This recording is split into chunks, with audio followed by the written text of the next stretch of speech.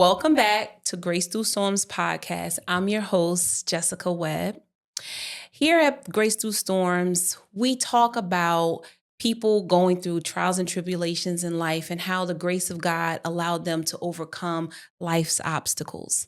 Today, I have a very special guest, not just because of his story, but because he's special to me, my oldest son, Jayden. Welcome. Hi, how you doing? I'm great. And yourself? I'm good. I'm good. You're good? Yeah, it was a little quick trip over here. Absolutely. This is actually your first time visiting the set. How do you think it is? It's really nice. I really like it. Right. Yeah. Did you expect it to look this way? No, not at all. Oh, how did you think it was supposed to look? I expected it to be a little bit bigger than it is now. What, the actual room? Yeah, the actual room. I thought it was going to be a little bit bigger. Well, it's an intimate setting. You know, your mom is a mental health therapist, and so the setting is more like a therapy session than anything else. Okay. So, you've been around me for your whole life, right? True. And you know what God has been doing in my life, and God has been doing some wonderful things in your life as well. So I asked you to come on and be a guest to share your testimony. Are you open to doing that? Yeah. Okay. We got a few things I could talk about. You got a few things? Okay. I want to start off by saying, like, you grew up in the church. I raised you in the church. We went to Virginia, churches in New Jersey. Like, you grew up in the church. And did you, during those times when you were like as a youth or a young person, did you believe in God?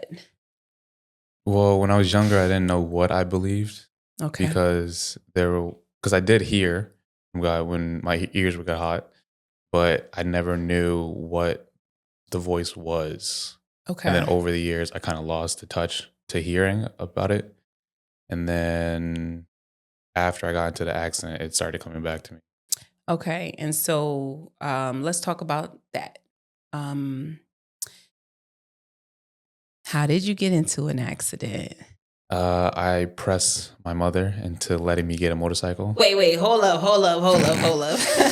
Let's backtrack. So your mother was totally against you getting a motorcycle, but you've always been into motorcycles. Let's start there. So motorcycles, guns, cars, the works. Dirt bikes. So how old were you when you got your first dirt bike? I had to be like 9, 10. Okay. And you taught yourself how to ride a clutch from YouTube at 9. Yeah. Right. So it's always been earlier than 9, but yeah. It's always been a passion of yours, riding motorcycles. Yeah. Okay. So fast forward, you're an adult, you've graduated from school, and your grandmother, not your mother, convinced you to go and get a motorcycle. So what kind of motorcycle did you have? I had a 2019 Yamaha R6. A crotch rocket. Yeah. A crotch rocket. Oh, goodness. What color was it? It was really nice, though. It was? It was black and blue, and I had a lot of plans for it. Okay. Which, unfortunately, I had to sell a lot of the parts that I bought for it. Okay. Yeah. When you went and got your motorcycle, like, what was going through your head in terms of purchasing it? The only thing I really thought about was just the places I would be able to go. Okay. Because the car that I had at that time, it was problems after problems after problems. The engine blew, the radiator blew up on me while I was driving on the highway. So I was like, I just want to get something brand new. Okay. I can take it wherever I want. But it's also because it's always been like a desire. Yeah, it's always been a dream of me to have a motorcycle. Yeah, but the biggest thing was I just wanted to be able to just go. Okay. And a motorcycle was the easiest form of transportation at the time. Okay. And so let's talk about like the process. You went to go get the motorcycle, right? I know you and I talked about it a little bit, and I was like, Jayden, just wait. But you decided to go and get one on your own, right? And so the process of you purchasing the motorcycle, was that an easy process, or like what happened there? It was pretty easy. It wasn't really much I needed because after I did the MSF course, I had pretty much everything. The only thing you only in Jersey at least you only need uh what was it? You don't need full insurance to buy a motorcycle. So Okay. I bought full insurance for the first 2 months and then switched it to the lower one just for my payments.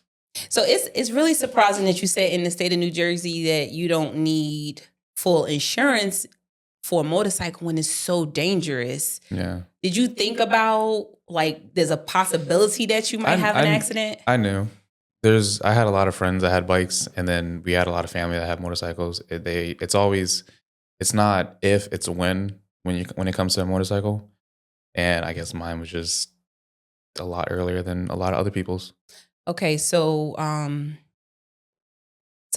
in your how old were you again when you got your motorcycle? I was 19.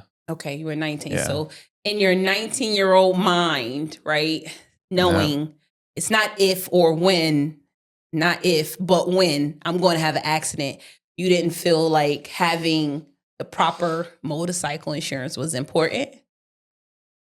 I did, but then like stuff at work started falling off, so I just needed it to just make the payments a little bit. Okay, no problem. So fast forward, But once I started making a little bit more money, I did switch it back to full insurance. But I think the month or two before I had the actual accident, I was making like $500 every 2 weeks. So I just switched it just so I could save money for the 2 months. so it's like I was saying, fast forward, you realize like once you purchased the motorcycle, even though you had a job, you had everything that the state quote unquote said you needed, it wasn't something that was really tangible for you at that time because you really couldn't afford it. Yeah. Okay. And I want to tell you, even though you looked really amazing on the bike and I knew it made you happy, I really hated the bike. Did you know that? Yeah. I knew that. I knew. Okay, so how did you know that I hated the bike? There would be some times when I would leave from the house on it and you would just like look, just the way you looked at it. It was like, you don't want me to own it. Yeah, I did. And I used to always lay hands on it and say, what? Be safe. The blood of Jesus. And yeah. So let's talk about your actual accident. From your perspective, the physical accident, what exactly happened that day? I was at work. I used to work on cars at Pep Boys at the time. Okay. And then I left around 2 o'clock in the afternoon to go get lunch. Mm-hmm. And then as I was coming through a stoplight, a lady made a right turn and then collided with me in the middle of an intersection. Collided with you. She smashed Yeah. into you. Okay. And so upon her smashing her huge truck, might I add, her huge truck into your unprotected body. Yeah. Because I was wearing just my helmet at the time. Yeah. I didn't bring my gloves or my jacket with me because I was going to be the quick little lunch ride come right back. Okay. 5 minutes. What happened upon impact? From what I read in the police reports, it was I hit her windshield, flew into the air, and landed about 10 feet from my bike. Okay. Yeah. And then I had both arms were broken. My left arm, I broke both the bones that was in it. Dislocated both my wrists. Had a ACL and LCL tear in my right knee.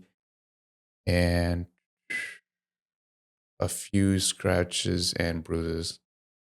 You also had a piece of metal go through your other knee that they had to operate on. Yeah, true. But the way you describe it, you minimize it. It seems like it's like, oh, I just had a break, but one of your bones actually came out of your arm. Yeah, in two different spots. And what were you thinking? Like, do you recall having like a moment before the impact? Like, she's gonna hit me. Do you recall thinking that? Yeah, absolutely. There was you could say like time slows once you're about to get hit because you can see, well, from my perspective, I saw her turning. So I Okay. knew she was turning, but it was at the time I couldn't do nothing to stop it or go around her Okay. or move out of the way. So I just had to accept it. So I tried to brace and put my left hand back on the handlebars, which is kind of why I think my left arm took the most of the damage. Okay. But uh, after that, it was, yeah, during the accident, it's just you see them turning and then everything just goes to black for a bit. Okay. So I don't know exactly how long I was out because I woke up and there was people around me. So it couldn't have been like a few seconds. Probably was a few minutes, but I don't know. I don't know if you remember, but by the grace of God, the location where she hit you, it just so happened to be like a squad of doctors and nurses around Yeah, at that. I had no clue. Yeah. So a young lady called me from your phone. I thought it was you actually calling me to ask me for money. Because I was leaving for work, but it was very traumatic being so far away from you and hearing you cry out on the ground, like because you were in so much pain. When you were transported from that location to the hospital, do you recall like any experiences or? Yeah, I remember about half of the ambulance ride because halfway through they put me out just because I was in so much pain. Okay. Uh, the male nurse that was in the back, he also had a motorcycle too, and he was talking about how he had a crash and how he had to get rid of it, but it wasn't as severe as mine. Okay. I think he just scraped his back up or something like that. But we were just in the back making jokes with the type of bike that he had. We were just making jokes about it. I remember that morning, I got up at 5 a.m. and I was praying for other people. Like I got up out of my sleep and I felt encouraged to pray. And I remember God saying so clearly, pray for your children. And I was like, nah, my kids are good. And I began to continue to pray for other people because, as a believer, we are encouraged to kind of put our own personal prayers to the side and intercede on the behalf of others. And I felt like I was doing my due diligence, praying for others, even though I heard the Holy Spirit tell me to pray. And at the time, I wasn't as spiritually in tune as I am now. So I just said like a lighthearted prayer, like, Father God, cover my children under the blood of Jesus, keep them safe from hurt, harm, and danger, not really understanding the full weight of what was coming. When you were released into the emergency room after me waiting for about 5 or 6 hours, do you remember how you came into the room? No. You don't? You were very drugged up. So naturally, your personality, you're very calm, very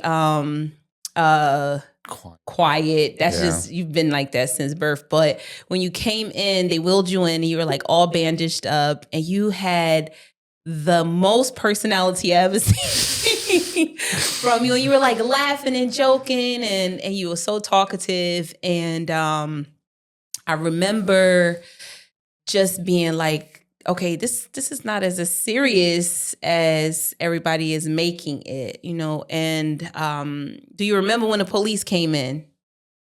Yeah, I do Okay. remember that part. Okay, That was a so little fun part. tell me what you remember from when the police came in after. I do remember them saying that they came from the morgue at first because they did thought that I did pass after the injuries that they were told on the scene. Yeah. But they were asking me just questions about what happened, and I was just joking around with them and then laughing a bunch. Yeah, the police was getting upset with you. Yeah, that's all I really remember because I I guess wouldn't answer your questions, or I would just start talking to you yeah. or my grandmother that was sitting next to us. No, your grandmother wasn't there? Who was there? Must It have was been. You must remember an angel. Because she was there. She was on a cruise. oh, bro. Wow. I So totally remember my grandmother being there. really? Yeah, I remember it was like right before my friends started coming. I remember it was me, you, uh, Nanny. No, that Yeah, must have been must have been an angel. mm, When we looked back over the actual accident, and you got an opportunity to see your helmet and you got an opportunity to see the car. yeah. What kind of emotions did you experience, or what did you think about when you saw how damaged her car was? Well, to be honest, my first thought, like as soon as I got hit, uh, was after I got into the ambulance. It was, is my bike still rideable or fixable? That was my immediate first thought. Was Okay. can I still fix it, or is it okay? Right. Um, and that was after a bunch of screaming, apparently. But I did I did think about what else could have happened. That was like a big thought because my face mask was in her windshield Yeah. kind of thing. So it's I launched from my bike into her windshield. I could have went through her car, but I think I bounced off the roof. But I don't have a video at proof of that. But I do have the police report stating everything happened.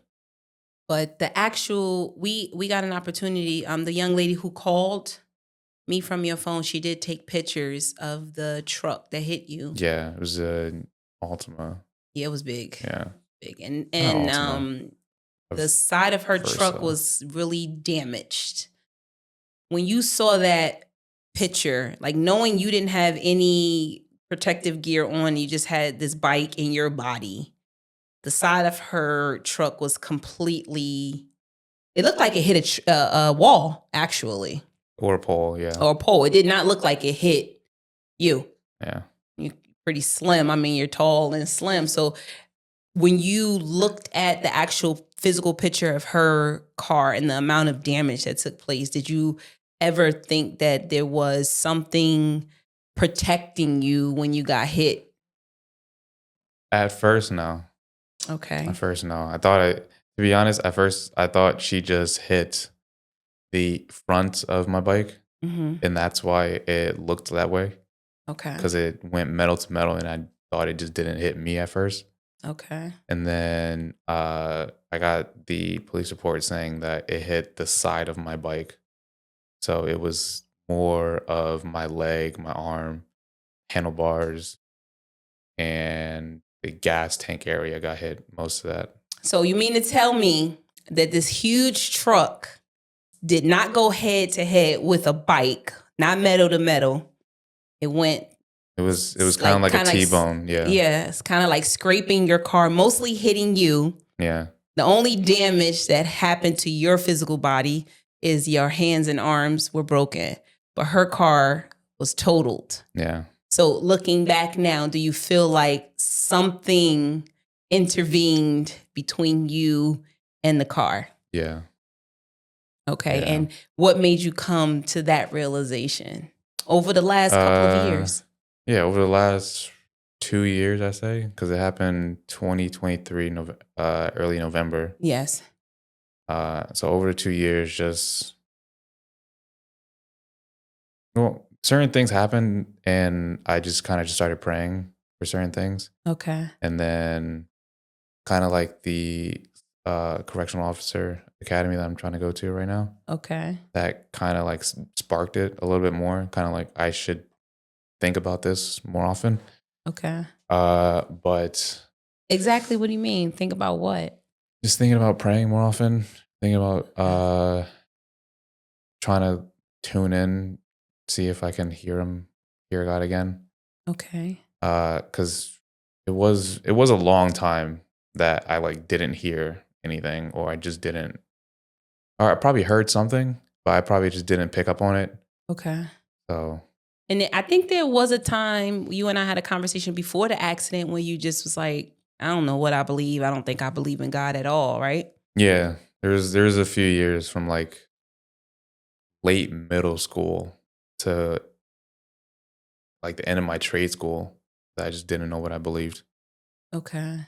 And so you feel like, I know from my own prayers, um, driving the 45 minutes from my job to get into the hospital, um, God told me that this accident saved your life. And, as a mom or as a mother, knowing that your child is hurt and then hearing God say, no, this saved his life. For me, it hasn't just been that it has saved your life, but it's saved your soul as well. Because prior, you could have died not even believing in God. Yeah. So Or the accidents could have been a lot worse. It could have been. It could have been a lot worse. And I mean, if after the accident or whatever, what's going on with your arms now? I have, let me think about this. I got few, what is it, 3 to 4 inch steel plates, and then two 2-inch steel plates with about 18 screws in my left arm. Mm-hmm. Then my right arm, it's about 2 3-inch plates and about 6 screws. And you've had multiple surgeries as well, right? Yeah. As for right now, it's been 5.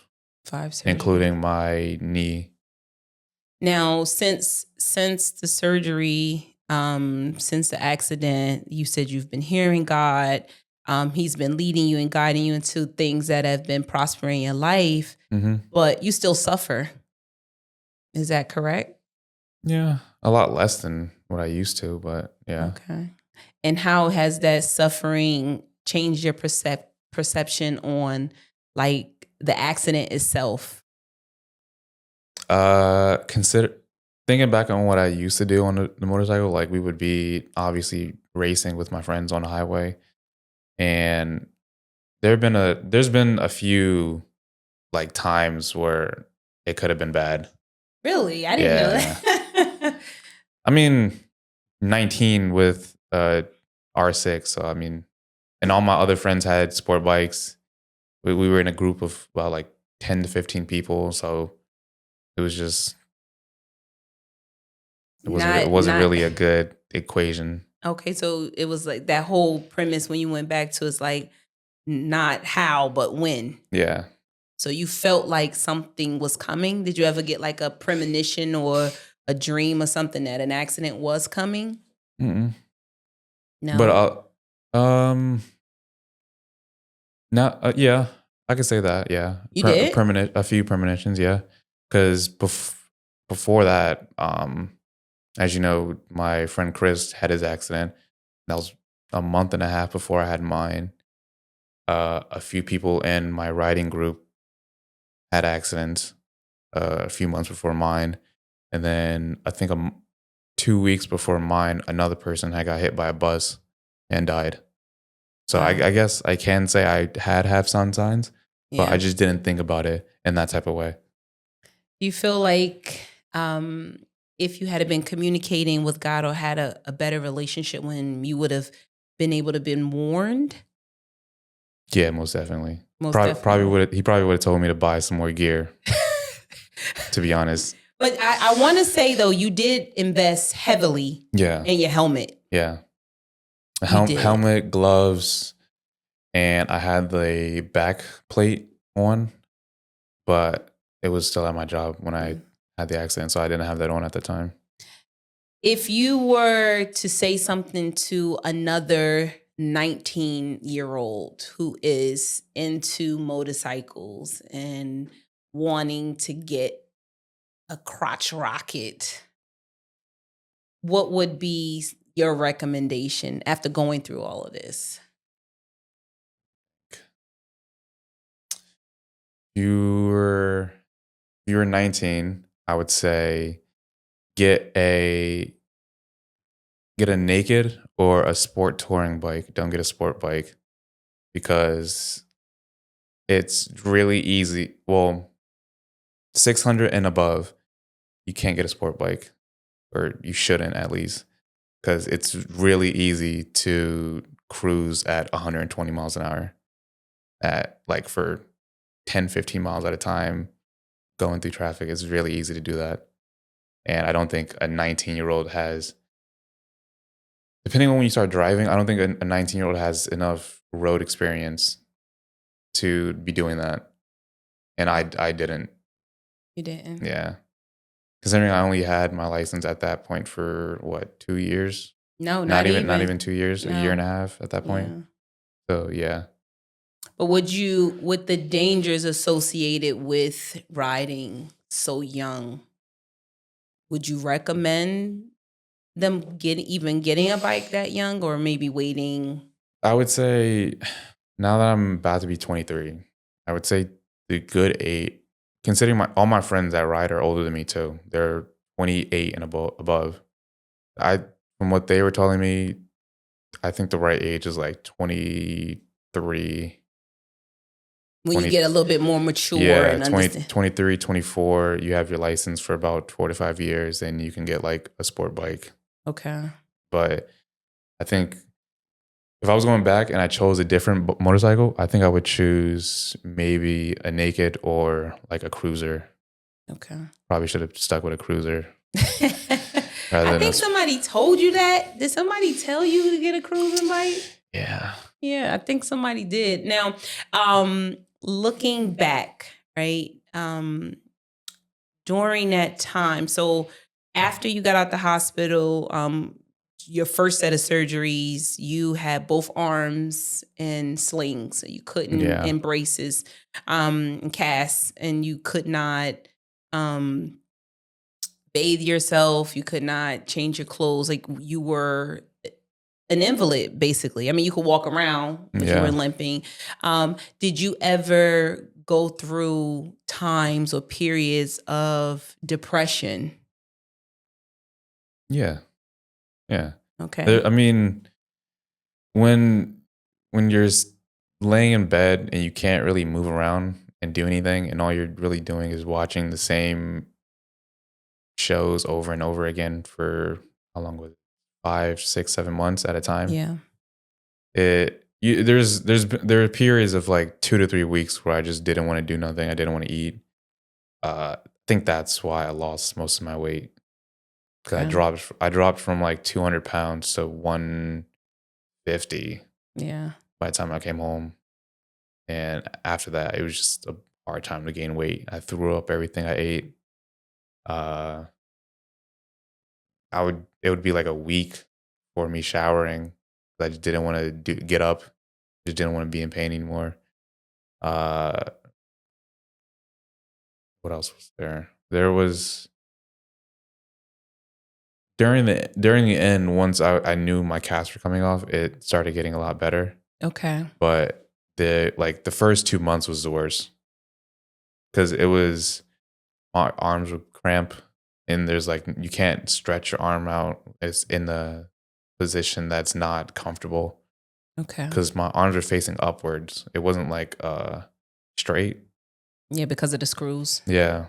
So they had to be in a certain position, and it wasn't really comfortable to be laying down with both your arms facing upwards, and you can't really do much. During those times of not wanting to bathe, not wanting to get up, do you ever recall God speaking to you? Yeah. Yeah. But yeah, it would be most the times I recall is mostly towards the end where it would just be like this is no, not the first surgery, not the first set of surgeries. The second one when I had the pins going through my wrist to hold it in place. More towards the end of that, it was like this is just going to be the last of it. Yeah, that's what I really heard. Was that was is going to be the last of it. Okay. And then I started getting a lot better. Started changing my attitude towards things. Okay. So it's like you having a word from God kind of gave you like a pep. Yeah. Okay. Yeah. I know it helps me too. Sometimes when I'm feeling down and I get a little word, it's like it's almost there. It peps me up. I noticed that in since all the surgeries have been over, you going through rehab and just growing and maturing. I noticed that your relationship with God has accelerated. You want to talk about something that just happened recently where God Yeah. blessed you? Yeah. As I said, I'm trying to go to the correctional academy Okay. for Essex County, and there's a physical portion to get into the application process, and then eventually the academy, which is 19 push-ups, 22 sit-ups in a minute, mile and a half run, 300-meter run, and 14-inch jump, I think that was, Okay. or 12.5-inch jump. What? Okay. And up until that point, maybe what month is it? It was early April. So up until last November, I haven't really been able to put as much pressure on my wrist in order to be doing push-ups. Mm-hmm. And I only just started doing push-ups in January this year because my wrist was it was a lot of pain on my wrist. So the night before, or take it back, a few weeks before then, I've been doing some push-ups, Okay. but it wasn't 19 in a row at all. It was maybe like 5, 10 moms would give out. I would try to push to like 12. My wrist would start hurting, small stuff like that. Sit-ups wasn't really a problem because my stomach wasn't really affected. But my knees would cramp a lot while I was doing sit-ups. And then the run, it was like a good after my knee surgery, it was a good year and a half before I could jog. And I didn't even think about running at that point because I was like, okay, I got the job as a truck driver. I won't really need to run. I'll just be able to sit. I'll work out when I get home. I'll be fine. The past month, because we didn't really have any time to practice for this. I got the notice in early March or Yeah. late February, somewhere around there. So it was tough getting past the first set of like thinking like, oh, I don't know if I could do this. And then it moved to like, oh, it's getting a little bit better, getting easier. Push-ups I could do a little bit more. I could do one or two more. And then the night before, you told me to pray and say the verse. I'm not sure which one it was. I think it was Psalm something. Psalms 23. Yeah. And I gave you some prayer oil. Yeah. And then you said, put on the parts that hurt and pray over your head, and then it'll be fine. And then the day of that Thursday, I woke up around 2 a.m. I was up super early. I don't know. I've never been up that early. You know what time it is. I told you when God wake you up that early. I never knew. I'm never up that early unless I spend all night being up. I don't wake up at 2:00 from going to sleep at 10:00 at night. As you know, I'm very hard to get up. Yes. I had to throw water on me a few times to get me up, but all I did was just I got a memory foam pillow. I put it down right next to my bed. I kneeled down with my knee popping and all that extra stuff. And then I just had the scripture playing and I was saying it out loud, kind of like what you said to do. And at the end, I just put the oil on my left arm, my right knee, and then I put some on my forehead and I just prayed, I guess. And so what happened when you went to your tryout? No, wait. Before you start, you said before you did all of that, before you prayed, before you anointed yourself, you couldn't make it past 12 straight push-ups. Yeah. Correct? Okay. Yep. So 12. You anointed yourself, you prayed, you did as God instructed. Yep. And tell me what happened on the day. 2:30. Well, 2:36 is when I got up.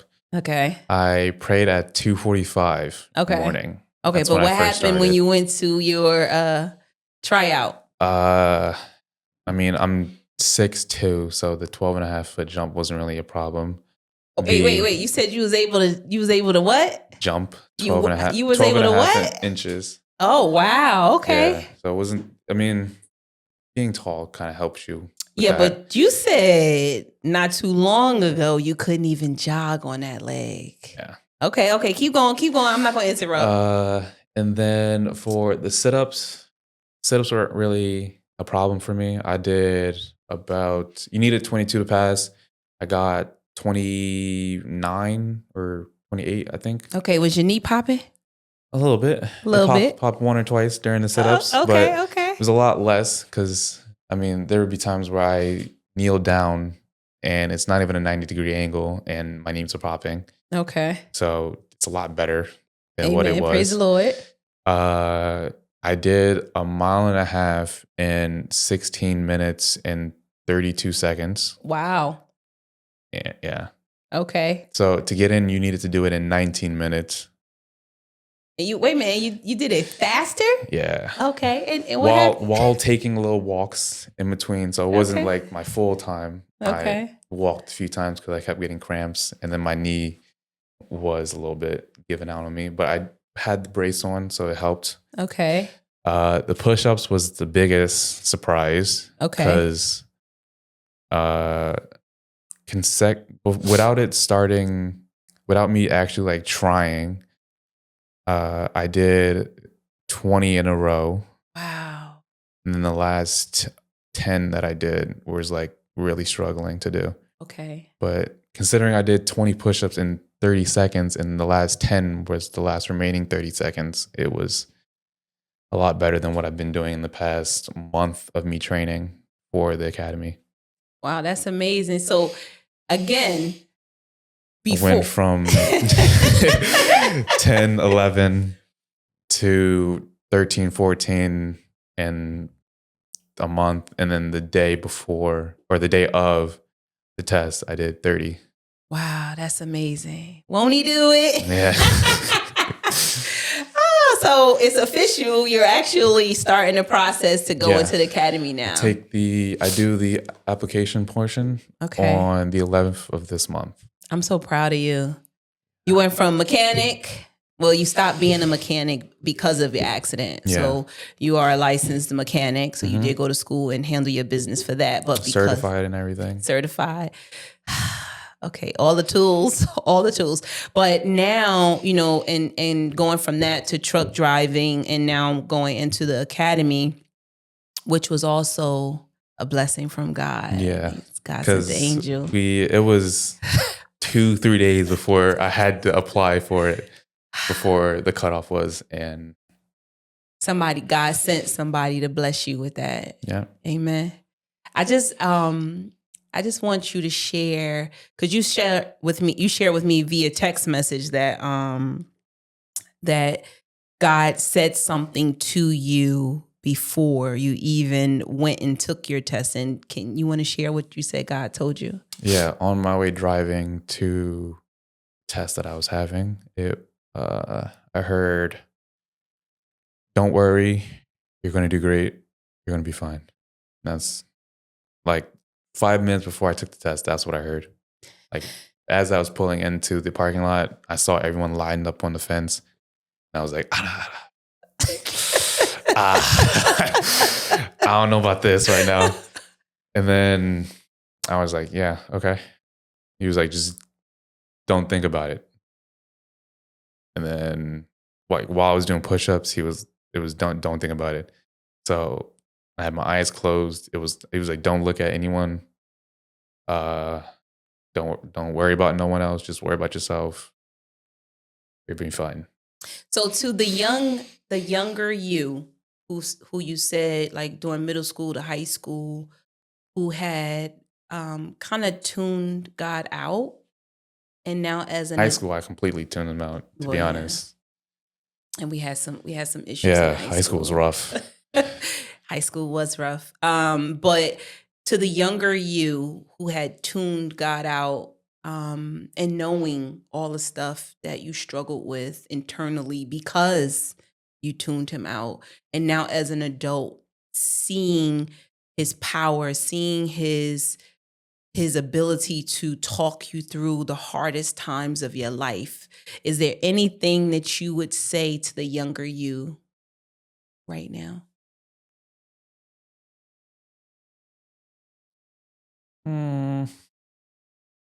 Don't be stupid. That's what I would say. Don't be stupid. Yeah. Don't be stupid. Okay. I know as a young child, adolescent, I used to hear God a lot, and I would tune him out. I never not believed him. I always believed in God. I just hadn't cultivated my relationship with him to the point to where it is now. And so I would hear him, and I'd be like, man, I'm going to do it anyway. And that got me in a lot of trouble. A lot of trouble. And, you know, being quote unquote young or young and dumb or young and stupid, do you feel like you wish you had have communicated more with God as a young person? Yeah, it would have definitely got me through high school a lot better. High school, it took a like sophomore, junior year was like the turn where it was like it could have been bad if things turned out a different way.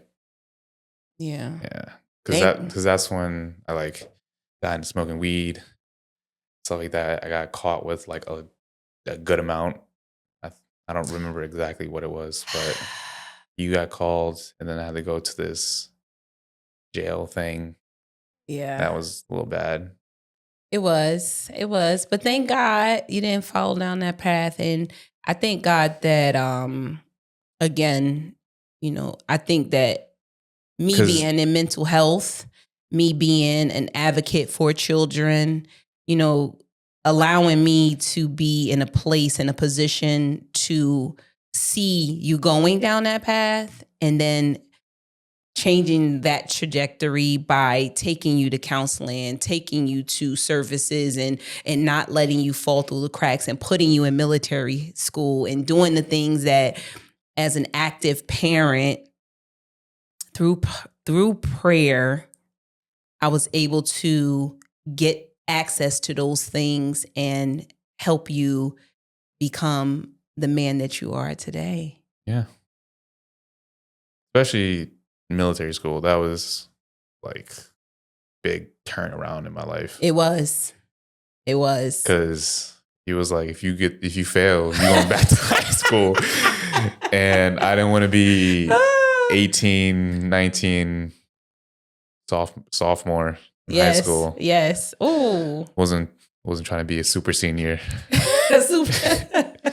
You know what though? I'm proud of you because it's so many things, so many reasons why I'm proud of you. But ultimately, and I've said this to you many times, like during your recovery from the accident, you have always kept a positive outlook.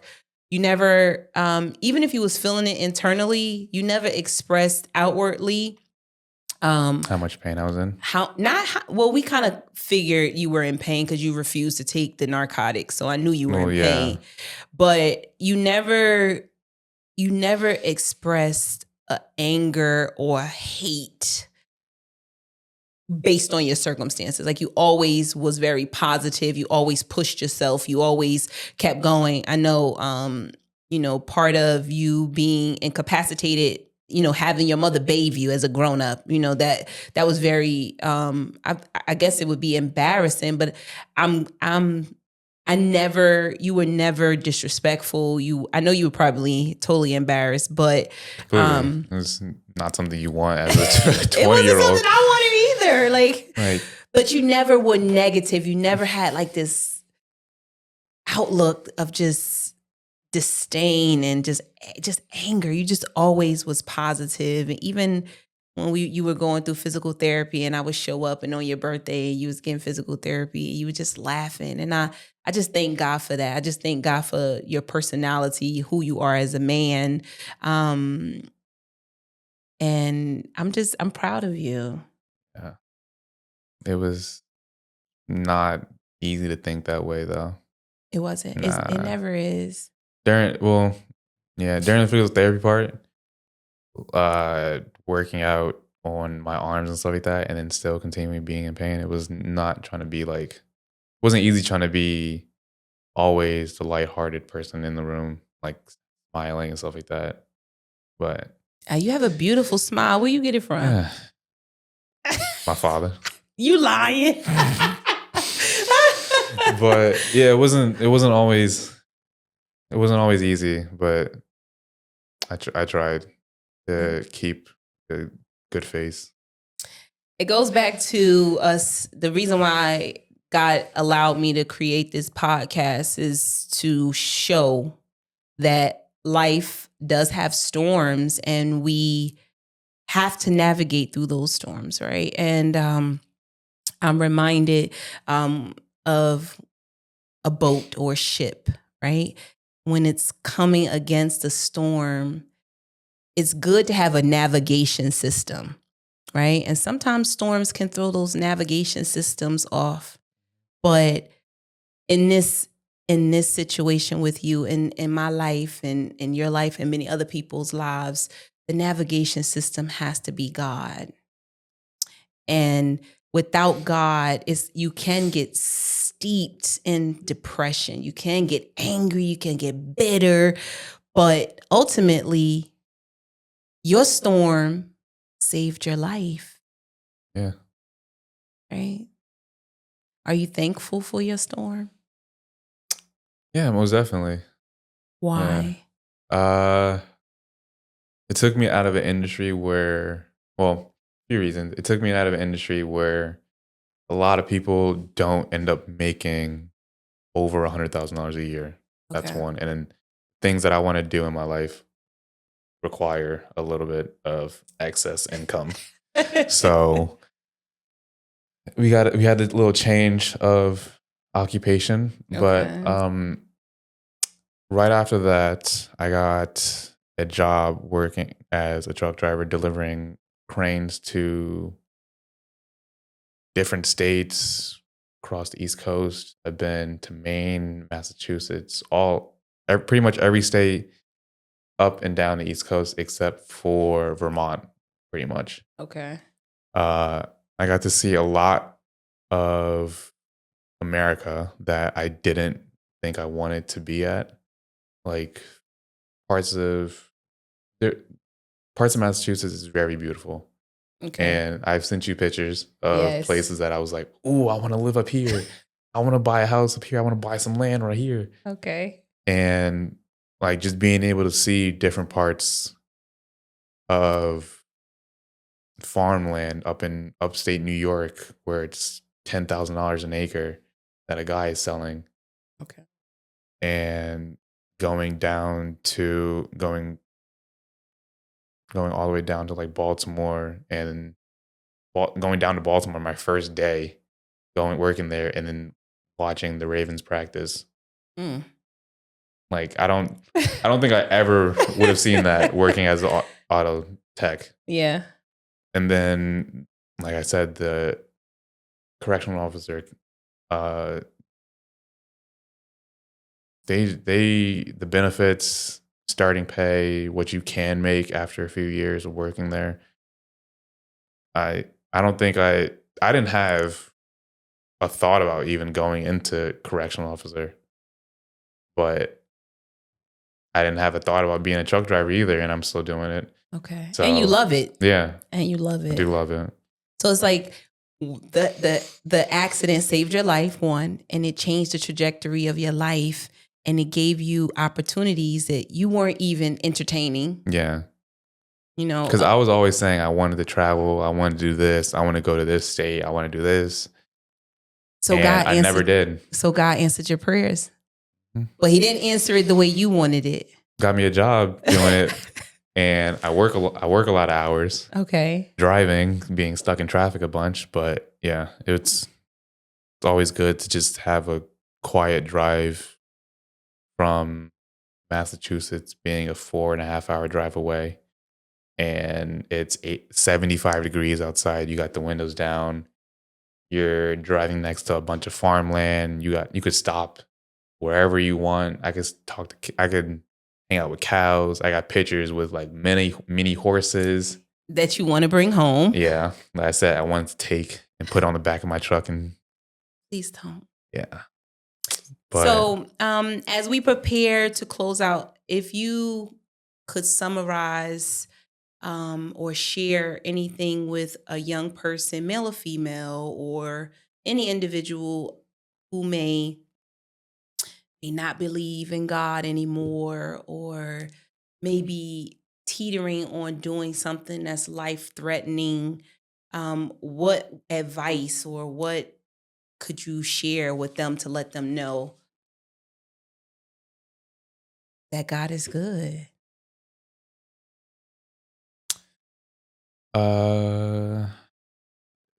it could depend on the type of person too. Like for me, if there's anyone that's pretty quiet, not really outgoing and stuff like that, just take things slow. There's going to be a moment in your life where it's there's going to be a moment in your life where it's a do or die kind of thing, Mm-hmm. and it's either you do or you don't. And I feel like if there's anyone that's the opposite of me, pretty much, uh, you can go for the same thing. Just take it slow. There's going to be a time where you are going to you're going to realize that there is a better way of doing everything, That's and with then something is just going to click for you. what is do you feel like adding God, praying, talking to God, developing a relationship with Him will help you better decipher those do or die moments? Yeah, but